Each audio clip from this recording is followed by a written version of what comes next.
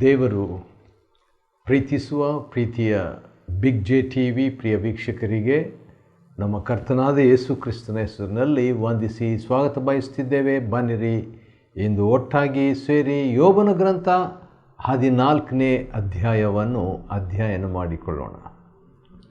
13ನೇ ಅಧ್ಯಾಯದಲ್ಲಿ ಯೋಬನ ಮಾತು ಮುಂದುವರಿತಾ ಇದೆ. ಯಾಕಂತ ಹೇಳಿದರೆ 11ನೇ ಅಧ್ಯಾಯದಲ್ಲಿ ಚೋಫರ್ನು ಸ್ವಲ್ಪ ಸ್ಟ್ರಾಂಗ್ ಆಗಿ ಮಾತಾಡ್ಬಿಡ್ತಾನೆ ರೀ. ಯಾಕಂತ ಹೇಳಿದರೆ, ನೀನು ಹರಟೆ ಮಲ್ಲ, ಬಡಾಯಿ ಕೊಚ್ಚಿಕೊಳ್ಳುವವನು, ಕುಚೋದ್ಯ ಅಂತ ಹೇಳ್ಬಿಟ್ಟು ಇಂಡೈರೆಕ್ಟಾಗಿ ಪರೋಪಕವಾಗಿ ಅವನು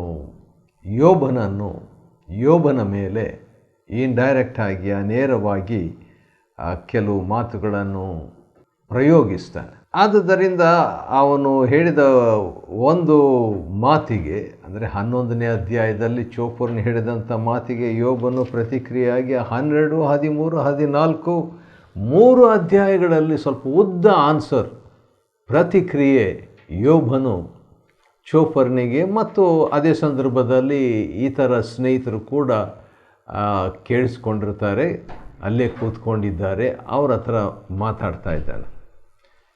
13ನೇ ಅಧ್ಯಾಯದಲ್ಲಿ ಒಂದು ಮಾತು ಯೋಬನು ಹೇಳಿದ್ದು ನನಗೆ ಭಾಳ ಇಷ್ಟ ಆಯಿತು. ಅದೇನಂತ ಹೇಳಿದರೆ 13, 15ರಲ್ಲಿ ಇರುವಂಥ ಒಂದು ಮಾತು. ಯೋಬ 13, 15ರಲ್ಲಿ, ಆಹಾ, ಆತನು ನನ್ನನ್ನು ಕೊಲ್ಲುವನು, ಅದಕ್ಕಾಗಿ ಕಾದಿರುತ್ತೇನೆ. ಆದರೂ ನನ್ನ ನಡತೆಯ ಒಳ್ಳೆತನವನ್ನು ಆತನ ಮುಂದೆ ಸ್ಥಾಪಿಸುವೆನು ಎಂಬುದಾಗಿ. ದೋ ಹಿ ಸ್ಲೇಸ್ ಮೀ, ಐ ವಿಲ್ ಟ್ರಸ್ಟ್, ಅಥವಾ ಕಾದಿರ್ತೇನೆ, ಅಥವಾ ಆತನ ಮೇಲೆ ಭರವಸೆ ಇಡ್ತೇನೆ ಎಂಬುದಾಗಿ. ಹೌದು, ಇದು ಭಾಳ ಒಂದು ಸಕಾರಾತ್ಮಕವಾದಂಥ ಒಂದು ಹಳೆ ಒಡಂಬಡಿಕೆಯ ಭಕ್ತನ ಒಂದು ಹೇಳಿಕೆ. ಪಾಸಿಟಿವ್ ಆಗಿ, ದೇವ್ರು ನನ್ನ ಕೊಂದರೂ ಕೂಡ ನಾನು ಅದಕ್ಕೆ ರೆಡಿಯಾಗಿದ್ದೇನೆ, ದೇವ್ರು ನನ್ನ ಕೊಂದುಬಿಟ್ರೂ ಕೂಡ ಆತನ ಮೇಲೆ ಭರವಸೆ ಇಡುವುದನ್ನು ನಾನು ಬಿಡುವುದಿಲ್ಲ ಎಂಬ ಅರ್ಥ ಇದರಲ್ಲಿದೆ. Though he slay me yet I will trust in him or wait upon him. ಈಗ ಅದರ ಹಿನ್ನೆಲೆ ನಾವು ನೋಡುವಾಗ, ಯೋಬನು ತನಗಿರುವಂಥದ್ದೆಲ್ಲವನ್ನು ಕಳ್ಕೊಂಬಿಟ್ನು. ತನಗಿರುವಂಥ ಎಲ್ಲ ಮಕ್ಕಳು ಹತರಾಗಿದ್ದಾರೆ, ಕೊಲ್ಲಲ್ಪಟ್ಟಿದ್ದಾರೆ, ಸತ್ತು ಹೋಗಿದ್ದಾರೆ, ಆಸ್ತಿ ಎಲ್ಲ ಹೋಯಿತು, ಆರೋಗ್ಯ ಕೂಡ ಹೆಚ್ಚು ಕಡಿಮೆ ಹೋಯಿತು. ಅಂಥ ಪರಿಸ್ಥಿತಿಯಲ್ಲಿ ಆಲ್ಮೋಸ್ಟ್ 0 ಥರ ಆಗಿಬಿಟ್ಟಿದ್ದಾನೆ ಯೋಬನು. ಅಂಥ ಪರಿಸ್ಥಿತಿಯಲ್ಲಿ ಸ್ನೇಹಿತರು 3 ಬಂದು ಅವನ ಹತ್ರ ಮಾತನಾಡ್ತಾ ಇರುವಾಗ ಅವರು ಹೇಳುವಂಥ ಮಾತು ಚುಚ್ಚುವಂಥ ಮಾತಾಗಿದೆ, ಕೊಲ್ಲುವಂಥ ಮಾತಿನಲ್ಲಿ ಕೊಲ್ತಾ ಇದ್ದರು. ಆದ ಕಾರಣ ಯೋಬನೀಗ, ಹೌದು, ದೇವರು ನನ್ನನ್ನು ಕೊಂದರೂ ನಾನು ಆತನ ಮೇಲೆ ಭರವಸೆ ಬಿಡೋದಿಲ್ಲ, ಆತನ ಕಾದಿದ್ದೇನೆ. ಆದರೂ ನಾನು ಒಳ್ಳೆಯ ನಡತೆಯನ್ನು ನಾನು ಸ್ಥಾಪಿಸ್ತೇನೆ. ನನಗೊಂದು ಚಾನ್ಸ್ ಸಿಕ್ಕರೆ ನಾನು ದೇವ್ರ ಹತ್ರ ಮಾತಾಡಿಬಿಡ್ತೇನೆ, ನಾನು ಹೇಳ್ಕೊಳ್ತೇನೆ ನನ್ನ ಕಷ್ಟ ಸುಖ, ನನ್ನ ನ್ಯಾಯ. ಅಂದರೆ ನಿರ್ದೋಷಿಯಾದಂಥ ಈ ಮನುಷ್ಯನು ಅಂಥ ಒಂದು ಹೋರಾಟ ಮಾಡಬೇಕಾಗಿತ್ತು. ಯಾಕಂತೇಳಿದರೆ, ಒಂದು ವೇಳೆ ಸಾಧಾರಣ ಜನರು, ಸಾಧಾರಣ ವಿಶ್ವಾಸಿಗಳು, ನಾನು ತಪ್ಪು ಮಾಡಿದೆ, ಅದಕ್ಕಾಗಿ ನಾನು ಬಿತ್ತಿದ್ದನ್ನು ಕೊಯ್ತಿದ್ದೇನೆ ಎಂಬುದಾಗಿ ಹೇಳ್ಕೊಳ್ಬೋದು. ಆದರೆ ಯೋಬನು ಒಂದು ಭೂಲೋಕದಲ್ಲಿ ಅತ್ಯಂತ ಭಕ್ತಿವಂತನಾದ ಜೀವನ ಮಾಡ್ತಾ ಇದ್ದುದರಿಂದ ಅವನು ಆ ರೀತಿಯಾಗಿ ಹೇಳ್ತಾನೆ, ನಾನು ಸ್ಥಾಪಿಸಿಕೊಳ್ತೇನೆ ಎಂಬುದಾಗಿ. ನಾನು ಎಂಬುದಾಗಿ 13ನೇ ಅಧ್ಯಾಯದಲ್ಲಿ ಹೇಳಿ, ಈಗ 14ನೇ ಅಧ್ಯಾಯದಲ್ಲಿ ಹೆಚ್ಚಾಗಿ ನೀನು ಎಂಬುದಾಗಿ ದೇವರನ್ನು ಕೂಡ ಈ ಸಂಭಾಷಣೆಯಲ್ಲಿ ಯೋಬನು ಒಳಪಡಿಸಿಕೊಳ್ತಾನೆ. ಅದು ನನಗೆ ಭಾಳ ಖುಷಿಯಾಯಿತು. ಯಾಕಂತೇಳಿದರೆ, ಇಬ್ಬರು ವ್ಯಕ್ತಿಗಳು ಮಾತಾಡ್ತಿದ್ದಾರೆ, ಒಬ್ಬರು ಮಾತಾಡ್ತಾರೆ, ಅದಕ್ಕೆ ಆನ್ಸರ್ ಉತ್ತರ ಇನ್ನೊಬ್ಬರು ಕೊಡಬೇಕು. ಪರಸ್ಪರ ಒಬ್ಬರಿಗೊಬ್ಬರು ಮಾತಾಡ್ತಿದ್ದಾರೆ. ಆದರೆ ಯೋಬನ ಒಂದು ಶೈಲಿ ಏನಾಗಿತ್ತು, ಹೌದು, ವ್ಯಕ್ತಿ ಹತ್ರ ಪರಸ್ಪರ ಯೋಬನು ಮಾತಾಡ್ತಿದ್ದಾನೆ, ಅದೇ ಸಂದರ್ಭದಲ್ಲಿ ದೇವರ ಹತ್ರನೂ ಮಾತಾಡ್ತಾ ಇದ್ದಾನೆ. ದೇವರನ್ನು ಕೂಡ ಈ ಸಂಭಾಷಣೆಯಲ್ಲಿ ಒಳಪಡಿಸ್ತಾ ಇದ್ದಾನೆ ಯೋಬನು. ಅದು ಆಶ್ಚರ್ಯ. ಅದು ಏನಂತ ನೋಡೋಣ. 14ನೇ ಅಧ್ಯಾಯದಲ್ಲಿ 1ನೇ ವಚನ, ಸ್ತ್ರೀಯರಲ್ಲಿ ಹುಟ್ಟಿದ ಮನುಷ್ಯನು ಅಲ್ಪಾಯುಷ್ಯನಾಗಿಯೂ ಕಳವಳದಿಂದ ತುಂಬಿದವನಾಗಿಯೂ ಇರುವನು. ಹೌದು, ಸ್ತ್ರೀಯರಲ್ಲಿ ಹುಟ್ಟಿದ ಎಂಬುದಾಗಿ ಅದು ಒಂದು ಪದಪ್ರಯೋಗ. ಆ ದಿವಸಗಳಲ್ಲಿ ಆ ರೀತಿಯಾಗಿ ಹೇಳ್ತಿದ್ರು. ಹೌದು, ಗಲಾತ್ಯ 4:4 ಕೂಡ ಪೌಲನು ಸ್ವಲ್ಪ ಮಟ್ಟಿಗೆ ಅದೇ ಒಂದು ಪದವನ್ನು ಯೇಸು ಕ್ರಿಸ್ತನ ಜನನದ ಕುರಿತಾಗಿ, ಮೊದಲನೇ ಬರುವಿಕೆ ಕುರಿತಾಗಿ ಆ ರೀತಿಯಾಗಿ ಸ್ತ್ರೀಯರೊಳಗೆ ಹುಟ್ಟಿದ ಎಂಬುದಾಗಿ. ಯೋಹಾನ ಕುರಿತಾಗಿ ಹೇಳುವಾಗ ಕೂಡ ಸ್ತ್ರೀಯರಲ್ಲಿ ಹುಟ್ಟಿದವರಲ್ಲಿ ಸ್ನಾನಿಕನಾದ ಯೋಹಾನಗಿಂತಲೂ ದೊಡ್ಡವನು ಎದ್ದಿಲ್ಲ, ಆದರೂ ದೇವರ ರಾಜ್ಯದಲ್ಲಿ ಚಿಕ್ಕವನು ಅವನಿಗಿಂತಲೂ ದೊಡ್ಡವನು ಎಂಬುದಾಗಿ ಸ್ತ್ರೀಯಲ್ಲಿ ಹುಟ್ಟಿದ ಎಲ್ಲರೂ ಕೂಡ ಅಂದರೆ ಸಾಮಾನ್ಯ ಎಂಬುದಾಗಿ ಅರ್ಥ, ಸಾಧಾರಣ, ಕಾಮನ್ ಎಂಬುದಾಗಿ. ಈ 14ನೇ ಅಧ್ಯಾಯದಲ್ಲಿ ಯೋಬನು ಮನುಷ್ಯನ ಜೀವಮಾನದ ಬಗ್ಗೆ, ಬಾಳಿನ ಬಗ್ಗೆ ಕೆಲವು ಮಾತು ಹೇಳ್ತಾನೆ. ಭಾಳ ಚೆನ್ನಾಗಿದೆ. ಉದಾಹರಣೆಗೆ 2ನೇ ವಚನ, ಹೂವಿನ ಹಾಗೆ ಅರಳಿ ಬಾಡುವನು. ಫಿಲಾಸಾಫಿಕಲ್ ಆಗಿ ತತ್ವ ಜ್ಞಾನದ ಒಂದು ಶೈಲಿಯಲ್ಲಿ ಇಲ್ಲಿ ಹೇಳ್ತಾನೆ, ಹೂವಿನ ಹಾಗೆ ಅರಳಿ ಬಾಡುವಂಥ ವ್ಯಕ್ತಿ ಅಥವಾ ಜೀವನ ಎಂಬುದು. ಅಷ್ಟೇ ಅಲ್ಲ, ಜೀವನ ಎಂಬಂಥದ್ದು ನೆರಳಿನಂತೆ ನಿಲ್ಲದೆ ಓಡಿ ಹೋಗುವಂಥದ್ದಾಗಿದೆ ಎಂಬುದಾಗಿ. ಮನುಷ್ಯನ ಜೀವನ ಆ ರೀತಿಯಾಗಿ ಮಾತಾಡಿಬಿಟ್ಟು ಜೀವನ ಅಂದರೆ ಏನು ಎಂಬ ಪ್ರಶ್ನೆಗೆ ಕೆಲವು ದಿನಗಳಿಂದ ನಾನು ಉತ್ತರ ಹುಡುಕ್ತಾ ಇದ್ದೆ. ಈಗ ಸದ್ಯಕ್ಕೆ ನನಗೆ ಸಿಕ್ಕಿರುವಂಥ ಒಂದು ಆನ್ಸರ್ ಏನಂದರೆ, ಜೀವನ ಅನ್ನುವಂಥದ್ದು ದೇವರು ಉದ್ದೇಶಪೂರ್ವಕವಾಗಿ ಕ್ರಮಪಡಿಸಿ ಅನುಮತಿಸುವ ವ್ಯಕ್ತಿ ಹಾಗೂ ಸನ್ನಿವೇಶಗಳಿಂದ ಒಳಗೊಂಡದ್ದೇ ಜೀವನ. ಜೀವನ ಅನ್ನುವಂಥದ್ದು ದೇವರು ಕ್ರಮಪಡಿಸಿ ಅನುಮತಿಸುವ ಜನರು ಮತ್ತು ಸನ್ನಿವೇಶಗಳಿಂದ ಒಳಗೊಂಡದ್ದಾಗಿದೆ.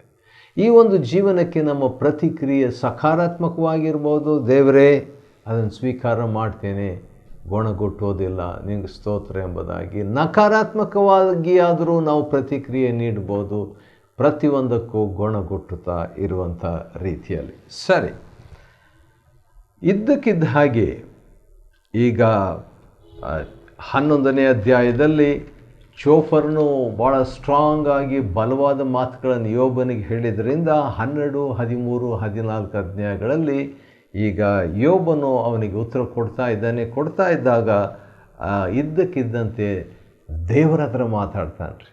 ಭಾಳ ಇಷ್ಟ ನನಗಿದು. ಯಾಕಂದರೆ ಒಬ್ಬ ವ್ಯಕ್ತಿ ಹತ್ರ ಮಾತಾಡ್ತಾ ಇದ್ದಾಗ ಇದ್ದಕ್ಕಿದ್ದಂತೆ ದೇವರ ಒಂದು ಪ್ರಜ್ಞೆ, ದೇವರ ಇರುವಿಕೆ ಅದನ್ನು ಗ್ರಹಿಸಿಕೊಂಡು, ದೇವರು ಕೂಡ ಎಲ್ಲಿ 2, 3 ಸೇರಿರ್ತಾರೋ ಅಥವಾ 3+1 ಇಲ್ಲಿ 4 ಜನರು ಸೇರಿದ್ದಾಗ ಅವರ ನಡುವೆ ದೇವರ ಉಪಸ್ಥಿತನಾಗಿದ್ದಾನೆ, ದೇವರಿದ್ದಾನೆ ಎಂಬ ಗ್ರಹಿಕೆ ಉಳ್ಳಂಥ ಈ ಭಕ್ತನು ಏನು ಹೇಳ್ತಾನೆ, ಇದ್ದಕ್ಕಿದ್ದಂತೆ 3ನೇ ವಚನದಲ್ಲಿ, ನೀನು ಇಂಥವನಾದ ನನ್ನ ಮೇಲೆ ಕಣ್ಣಿಟ್ಟು, ನನ್ನ ಜೀವನ ಹೂವು ಇದ್ದಂಗಿದೆ, ಅದು ಅರಳಿ ಬಾಳಿ ಹೋಗುವಂಥದ್ದು ನನ್ನ ಜೀವನ, ನನ್ನ ಲೈಫು, ನೆರಳಿನಂತೆ ಇರುವಂಥದ್ದು ನನ್ನ ಜೀವನ. ಹಾಗಿದ್ರೂ ನೀನು ಇಂಥವನ ಮೇಲೆ ಕಣ್ಣಿಟ್ಟು ನಿನ್ನ ನ್ಯಾಯಾಸನಕ್ಕೆ ನನ್ನನ್ನು ಬರಮಾಡುವಿಯಾ ಎಂಬುದಾಗಿ ಕೇಳ್ತಾನ್ರಿ. ಮತ್ತು ಅದೇ ಸಂದರ್ಭದಲ್ಲಿ ಬಹುಶಃ ಅವನ ಅಶುದ್ಧತ್ವ ನೆನಪಾಗಿ, ಅಶುದ್ಧತ್ವದಿಂದ ಶುದ್ಧ ಉಂಟಾದೀತೆ ಎಂದಿಗೂ ಇಲ್ಲ ಎಂಬುದಾಗಿ ಹೇಳ್ತಾನೆ. ಯಾಕಂದರೆ ಅಶುದ್ಧತ್ವದ ವಿಷಯದಲ್ಲಿ ಭಾಳ ಜಾಗ್ರತೆ ವಹಿಸಿದಂಥವನು ಯೋಬನು. ತನ್ನ ಮಕ್ಕಳು ಒಂದು ವೇಳೆ ಮನಸ್ಸಿನಲ್ಲಿ ಪಾಪ ಮಾಡಿದ್ದಾರೇನೋ ಅಂತ ಹೇಳ್ಬಿಟ್ಟು ಅವನು 1ನೇ ಅಧ್ಯಾಯದಲ್ಲಿ ಮಕ್ಕಳ ವಿಷಯದಲ್ಲಿ ಅವನು ಕ್ರಮಬದ್ಧವಾಗಿ ದೇವರನ್ನು ದೂಷಿಸಿ ಪಾಪ ಮಾಡಿರಬಹುದು ಅಂತ ಹೇಳ್ಬಿಟ್ಟು ಹೋಮಗಳನ್ನು ಅರ್ಪಿಸ್ತಾ ಇದ್ದನು ಯೋಬನು. ಅದ ಕಾರಣ ಆ ಒಂದು ಮಾತನ್ನು ಹೇಳಿಬಿಟ್ಟು 5ನೇ ವಚನದಲ್ಲಿ ಒಂದು ಮಾತು ಹೇಳ್ತಾನೆ, ಅದನ್ನು ನಾವು ನೆನಪಿಟ್ಕೊಳ್ಬೇಕು. ಅದೇನೆಂದರೆ, ಮನುಷ್ಯನ ದಿನಗಳು ಇಷ್ಟೇ ಎಂಬುದು ತೀರ್ಮಾನವಾಗಿದೆಯಲ್ಲ. ಎಷ್ಟು ದಿನ ಎಷ್ಟು ವರ್ಷ ನಾವು ಬಾಳ್ತೀವಿ ಎಂಬುದು ಈಗಾಗಲೇ ತೀರ್ಮಾನ ಆಗಿಬಿಟ್ಟಿದೆ. ದೇವರ ದೃಷ್ಟಿಯಲ್ಲಿ, ದೇವರ ಪುಸ್ತಕದಲ್ಲಿ, ದೇವರ ಯೋಜನೆಯಲ್ಲಿ, ದೇವರ ಚಿತ್ತಾನುಸಾರವಾಗಿ. ಅವನ ತಿಂಗಳುಗಳ ಲೆಕ್ಕವು ನಿನಗೆ ಗೊತ್ತು. ಎಷ್ಟು ತಿಂಗಳು ಬದುಕ್ತಾರೆ ಒಬ್ಬೊಬ್ಬರು ಅನ್ನೋದು ದೇವರಿಗೆ ಗೊತ್ತು. ಅದನ್ನು ಯೋಬನಲ್ಲಿ ಹೇಳ್ತಾನೆ. ಅಷ್ಟೇ ಅಲ್ಲ, ದಾಟಲಾರದ ಗಡಿಗಳನ್ನು ಅವನಿಗೆ ನೇಮಿಸಿದ್ದಿ. ಕೆಲವು ಗಡಿಗಳನ್ನು ನಾವು ದಾಟಬಹುದು, ಆದರೆ ದೇವರು ಕೆಲವು ಗಡಿಗಳನ್ನು ಹಾಕಿದ್ದಾರೆ, ಕೆಲವು ಬೌಂಡ್ರೀಸನ್ನು ಹಾಕಿದ್ದಾರೆ. ಅದರಲ್ಲಿ ನಾವು ಇರಲೇಬೇಕು. ಯೇಸು ಕ್ರಿಸ್ತನಿಗೆ ಕೂಡ ಒಂದು ಬೌಂಡ್ರಿ ಇತ್ತು. ಆತನ ಇಂಥ ಕಡೆಯಲ್ಲಿರಬೇಕು ಎಂಬುದಾಗಿ, ಅಂಥ ಕಡೆಯಲ್ಲಿ ಅಷ್ಟೇ ಇದ್ದನು ಯೇಸು ಕರ್ತನು. ಆ ರೀತಿಯಾಗಿ ಪ್ರತಿ ವ್ಯಕ್ತಿಗೆ ಒಂದು ಬೌಂಡ್ರಿ ಇದೆ. ಹೌದು, ಲೋಕದ ಕಡೆಗೆ ಅವನು ಹೋಗ್ಬೋದು, ಆದರೆ ಇರುವಂಥದ್ದು ಒಂದು ಜಾಗ, ಒಂದು ಸ್ಥಳ. ಅಂದರೆ ಅದರ ಅರ್ಥ ಮಿತಿಯುಳ್ಳವನು ಮನುಷ್ಯ. ಮಿತಿ, ದಿನಗಳು ಹೌದು ತೀರ್ಮಾನ ಆಗಿದೆ, ತಿಂಗಳುಗಳು ದೇವ್ರಿಗೆ ಗೊತ್ತಿಷ್ಟೇ ತಿಂಗಳು. ಸರಿ, ನಿನ್ನ ದೃಷ್ಟಿಯನ್ನು ಅವನ ಕಡೆಯಿಂದ ತಿರುಗಿಸು ಎಂಬುದಾಗಿ ಹೇಳಿಬಿಟ್ಟು 7ನೇ ವಚನದಲ್ಲಿ ಒಂದು ಒಳ್ಳೆಯ ಒಂದು ಮಾತು ಹೇಳ್ತಿದ್ದಾನೆ ರೀ. ಭಾಳ ಚೆನ್ನಾಗಿರುವಂಥ ಒಂದು ಮಾತು. ಯೋಬನ ಗ್ರಂಥ, the book of Job, chapter 14 verse 7. ಕಡಿದ ಮರವು ತಾನು ಮೊಳೆಯುವುದನ್ನು ನಿಲ್ಲಿಸದೆ ಮತ್ತೆ ಚಿಗುರೇನೆಂದು ನಿರೀಕ್ಷಿಸ್ತಲ್ಲವೇ? ಅದಕ್ಕೊಂದು ನಿರೀಕ್ಷೆ ಇದೆ ಅಂತೆ. ಮತ್ತೆ ನಾನು ಚಿಗುರ್ತೇನೆ ಅಂತ. ಕಡಿದು ಬಿಟ್ಟಿದ್ದಾರೆ ಮರ, ಆದರೆ ಮತ್ತೆ ನಾನು ಚಿಗುರ್ತೇನೆ. ನೆಲದಲ್ಲಿ ಅದರ ಬುಡವು ಮುದಿಯಾದರು. 8ನೇ ವಚನ, ಮಣ್ಣಿನಲ್ಲಿ ಬೇರು ಸತ್ತೋಗಿದೆ. ಹೋಪ್ ಮುಗೀತು, ನಿರೀಕ್ಷೆ ಇಲ್ಲ ಅಂತಿದ್ರು ಕೂಡ ನೀರಿನ ವಾಸನೆಯಿಂದಲೇ ಅದು ಮೊಳೆತು ಗಿಡದ ಹಾಗೆ ಕವಲೊಡೆಯುವುದು. ಆಶ್ಚರ್ಯ. ಹೌದು, ಸೃಷ್ಟಿಯಲ್ಲಿ ದೇವರ ಒಂದು ಪುನರುತ್ಥಾನವನ್ನು, ನಿರೀಕ್ಷೆಯನ್ನು ನೋಡ್ತೇವೆ. ಆದರೆ ಮನುಷ್ಯನಿಗೆ ಅಂಥ ಒಂದು ನಿರೀಕ್ಷೆ ಇಲ್ಲ ಎಂಬುದಾಗಿ ಯೋಬನು ಅಂದು ಹೇಳ್ದ. ಆದರೆ ಇಂದು ನಾವು ಹೇಳ್ಬೋದು, ಇದೆ, ಮನುಷ್ಯನಿಗೆ ನಿರೀಕ್ಷೆ ಇದೆ, ಪುನರುತ್ಥಾನದ ನಿರೀಕ್ಷೆ ಇದೆ. ಯೋಬನಿಗೂ ಇತ್ತು, ಆದರೆ ಸ್ವಲ್ಪ ಅಸ್ಪಷ್ಟವಾಗಿತ್ತು ಹಳೆ ಒಡಂಬಡಿಕೆಯಲ್ಲಿ. ಅನಂತರ 19ನೇ ಅಧ್ಯಾಯದಲ್ಲಿ ಭಾಳ ಸ್ಪಷ್ಟವಾಗಿ ಆತನು ಹೇಳ್ತಾನೆ. ಅನಂತರ ನಾವು ನೋಡ್ಬೋದು ಅದರ ಬಗ್ಗೆ. ಸರಿ, ನೀನು ನನ್ನನ್ನು ಪಾತಾಳದಲ್ಲಿ ಬಚ್ಚಿಟ್ಟು ನಿನ್ನ ಕೋಪವು ಇಳಿಯುವ ಪರ್ಯಂತ ನನ್ನನ್ನು ಮರೆಮಾಡಿ ನನಗೆ ಅವಧಿಯನ್ನು ಗೊತ್ತು ಮಾಡಿ ನನ್ನನ್ನು ಜ್ಞಾಪಿಸಿಕೊಂಡರೆ ಎಷ್ಟೋ ಒಳ್ಳೆಯದು ಎಂಬುದಾಗಿ ಕೆಲವು ವಿಷಯಗಳು ಯೋಬನು ಹಾರೈಸ್ತಾನೆ. ಎಷ್ಟೋ ಒಳ್ಳೆಯದು ಎಂಬುದಾಗಿ. ಮತ್ತು ಈಗ ಚೋಪರ್ಣಿಗೆ ಉತ್ತರ ಕೊಡಬೇಕು. ಚೋಪರ್ಣಿಗೆ ಉತ್ತರ ಕೊಡೋ ಬದಲು ಈಗ ದೇವ್ರ ಹತ್ರ ಉತ್ತರ ಕೊಟ್ಕೊಂಡು ಮಾತಾಡ್ತಾ ಇದ್ದಾನೆ ಯೋಬನು. ನೀನು ಕರೆದರೆ ಉತ್ತರ ಕೊಡುವೆನು. 15ನೇ ವಚನ, ನೀನು ಸೃಷ್ಟಿಸಿದ ಮೇಲೆ ನಿನಗೆ ನನ್ನ ಮೇಲೆ ಹಂಬಲಿಕೆ ಇದೆ ಎಂಬುದಾಗಿ ಹೇಳ್ತಾ ಇದ್ದಾನೆ. ಆಶ್ಚರ್ಯ. ಸರಿ, ಇನ್ನು ಕೆಲವು ವಿಷಯ 16ನೇ ವಚನದಲ್ಲಿ 3 ವಿಷಯಗಳನ್ನು ಹೇಳ್ತಾನೆ. ಪಾಪ, ದ್ರೋಹ, ದೋಷ ಎಂಬ 3 ಪದಗಳನ್ನು ಯೂಸ್ ಮಾಡಿಬಿಟ್ಟು ನನ್ನ ಪಾಪ, ನನ್ನ ದ್ರೋಹ, ನನ್ನ ದೋಷ ಎಂಬುದಾಗಿ ಹೇಳಿಬಿಟ್ಟು ನನ್ನ ಪಾಪದ ಮೇಲೆ ನೀನು ಕಾವಲಾಗಿದ್ದೀಯಲ್ಲ. ಹಾಗಾದರೆ ಪಾಪದ ಮೇಲೆ ದೇವರು ಕಾವಲಾಗಿದ್ದರೆ ಏನಾಗ್ತದೆ? ಯಾರಿಗೂ ಗೊತ್ತಾಗಲ್ಲ. ಒಂದು ಪ್ರೈವಸಿ ಇರ್ತದೆ. ದೇವರು ಬಹಿರಂಗಪಡಿಸೋದಿಲ್ಲ. ನನ್ನ ದ್ರೋಹವನ್ನು ಚೀಲದಲ್ಲಿಟ್ಟು ಮುದ್ರಿಸಿದ್ದಿ. ಆಶ್ಚರ್ಯಪ್ಪ, ಯೋಬನು ಉಪಯೋಗ ಮಾಡುವಂಥ ಈ ಭಾಷೆ ನೋಡ್ರಿ. ನನ್ನ ದೋಷವನ್ನು ಭದ್ರವಾಗಿ ಕಟ್ಟಿದ್ದಿ.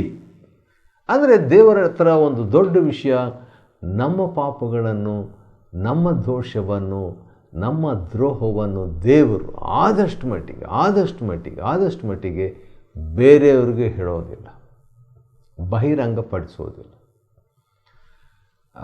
ಇದು ಜನರಲ್ ಆಗಿರುವಂಥ ಒಂದು ವಿಷಯ.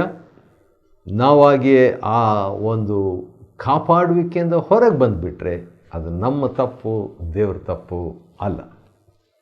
ಸರಿ, ನೀನು ಅವನಿಗೆ ಶಾಶ್ವತವಾದ ಅಪಜಯವನ್ನು ಉಂಟು ಮಾಡಿದ್ದರಿಂದ ಎಂಬುದಾಗಿ ಒಂದು ಮಾತು ಯೋಬನು ಹೇಳ್ತಾನೆ 20ನೇ ವಚನದಲ್ಲಿ.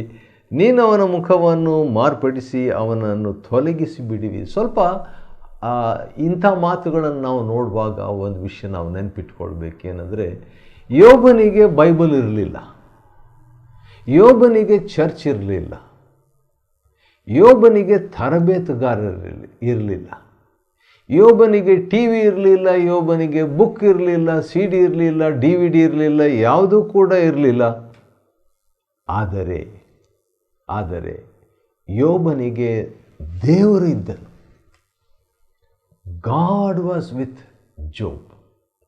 ಆದ ಕಾರಣ ಹಳೆ ಒಡಂಬಡಿಕೆಯಲ್ಲಿದ್ದಂಥ ಈ ಭಕ್ತನು ತನಗೆ ಸಿಕ್ಕಿದ ಪ್ರಕಟಣೆಯಿಂದ ಮಾತಾಡ್ತಾ ಇದ್ದಾನೆ, ತನ್ನ ಅನಿಸಿಕೆಯಿಂದ ಮಾತಾಡ್ತಿದ್ದಾನೆ. ಆದರೆ ಹೆಚ್ಚಿನ ಅಂಶ ಇವನ ಮಾತಿನ ವಿಷಯದಲ್ಲಿ ಒಂದು ಮಾತು ನಾನು ಹೇಳಲೇಬೇಕು. ಯಾಕಂತ ಹೇಳಿದ್ರೆ ನಾವು ಇಡೀ ಯೋಬನ ಗ್ರಂಥವನ್ನು ಅಧ್ಯಯನ ಮಾಡಿಕೊಳ್ಳುವಾಗ ಈ ವಾಕ್ಯವನ್ನು ನಾವು ನೆನಪಿನಲ್ಲಿಟ್ಕೊಳ್ಬೇಕು. ಅದು ಯಾವುದಂತ ಹೇಳಿದ್ರೆ 42ನೇ ಅಧ್ಯಾಯದಲ್ಲಿ ದೇವರು ಹೇಳಿದಂಥ ಒಂದು ಮಾತು. ಅದೇನಂತ ಹೇಳಿದ್ರೆ 7ನೇ ವಚನದಲ್ಲಿ, ನನ್ನ ದಾಸನಾದ ಯೋಬನು ನನ್ನ ವಿಷಯವಾಗಿ ಯಥಾರ್ಥ, ನೋಡ್ರಿ ಆಶ್ಚರ್ಯ, ಯಥಾರ್ಥವನ್ನಾಡಿದಂತೆ ನೀವು ಆಡಲಿಲ್ಲ. ಹಾಗಾದರೆ ಯೋಬನು ಮಾತಾಡುವಾಗ ಯಥಾರ್ಥವಾಗಿ ಮಾತಾಡಿದ್ದಾನೆ. ಸ್ವಲ್ಪ ನಮಗೆ ಇದೇನಪ್ಪ ಹೀಗೆ ಮಾತಾಡ್ತಿದ್ದಾನೆ ಯೋಬನು ಅಂತ ಅನಿಸ್ಬೋದು. ಆದರೂ ಕೂಡ ಯಥಾರ್ಥವಾಗಿ ಮಾತಾಡ್ತಿದ್ದಾನೆ, ಆತ್ಮದಲ್ಲಿ ತಪ್ಪಿಲ್ಲದವನಾಗಿ ಮಾತಾಡ್ತಿದ್ದಾನೆ. ಇತರರು, ಅವನ ಸ್ನೇಹಿತರು 3 ಮಾತನಾಡುವಾಗ ಭಾಳ ಒಳ್ಳೆ ಮಾತನಾಡಿದರು, ಆದರೆ ತಮ್ಮ ಆತ್ಮದಲ್ಲಿ ತಪ್ಪು ಇದ್ದವರಾಗಿ, ಆತ್ಮ ಮಲಿನ ಮಾಡಿಕೊಂಡವರಾಗಿ ಮಾತಾಡಿದರು ಎಂಬುದಾಗಿ ದೇವರು ತಾನೇ 42ನೇ ಅಧ್ಯಾಯ 7ನೇ ವಚನದಲ್ಲಿ ಹೇಳಬೇಕಾಯಿತು. ಆದ ಕಾರಣ ಈ ವಿಷಯವನ್ನು ನಾವು ನೆನಪಿನಲ್ಲಿಟ್ಟುಕೊಂಡಿರುವಂಥದ್ದು ಒಳ್ಳೆಯದು. ಯೋಬನು ಚೋಪರ್ನ ಪ್ರಶ್ನೆಗೆ ಈ ರೀತಿಯಾಗಿ ಉತ್ತರ ಕೊಡ್ತಾನೆ. ಕೊಟ್ಟು ಮುಗಿಸುವಾಗ ಎಲಿಫಾಜನ್ನು ಮಾತಾಡ್ತಾನೆ ರೀ. ಅದನ್ನು ಮುಂದಿನ ಅಧ್ಯಾಯದಲ್ಲಿ ನಾವು ನೋಡಲಿಕ್ಕಿದ್ದೇವೆ. ಸರಿ, ಯೋಬನ ಗ್ರಂಥ 14ನೇ ಅಧ್ಯಾಯವನ್ನು ಅಧ್ಯಯನ ಮಾಡುವಂತೆ ದೇವರು ಕೊಟ್ಟ ಕೃಪೆಗಾಗಿ ಆತನಿಗೆ ಸ್ತೋತ್ರವಾಗಲಿ. ದೇವರು ನಿಮ್ಮನ್ನು ಆಶೀರ್ವದಿಸಲಿ.